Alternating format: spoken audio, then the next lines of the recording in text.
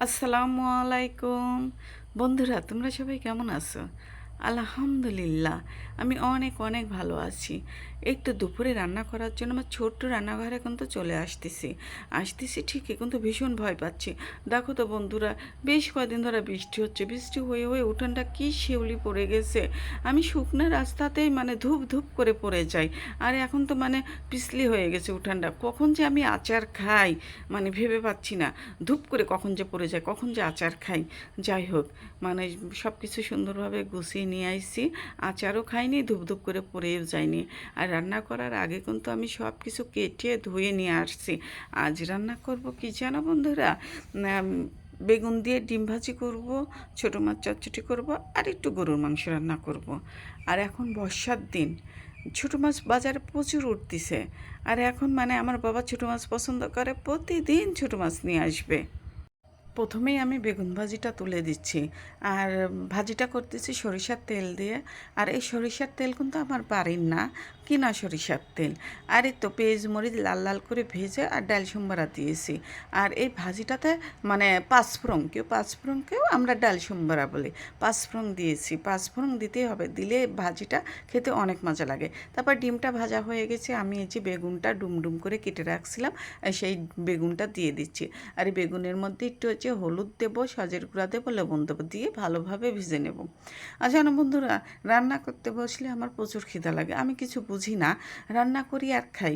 এই নিয়ে কত কথা শুনেছি পরের বাড়িতে, কিন্তু তাতে আমার সমস্যা না, আমি গায়েই লাগাইনি। আমাকে সবাই ভালোবেসে বকা দিছে, কারণ আমি বংশের বড় বেটার বউ ছিলাম, একমাত্র বড় বেটার বউ। তা আমাকে একটু ভালোবেসে বকা দিলে সমস্যা না। দেখো, রান্না করতেছি, আমি খাচ্ছি, তাহলে তো আমাকে বকা দিবেই, তাই না? এই মানে এই চাকাটা না চাকলে কি হয়? চাকতে কি হবে রান্না করতে বসলে? আর আমার রান্না করতে হলে মানে চাকতেই হবে, যেটা আমার ভালো লাগে খেতে, তখন আমি কী করি, বেশি বেশি করে চাকি। এই জন্যই তো সবাই আমাকে বকা দেয়, কিন্তু আমি কিছু মনেই করিনি, সবাই আমাকে ভালোবেসে বকা দেয়। তারপরে এই দেখো, আমি এই যে ছোটো মাছ চচ্চড়ি করতেছি, আর ছোটো মাছ চচ্চড়ি করবো আলু দিয়ে।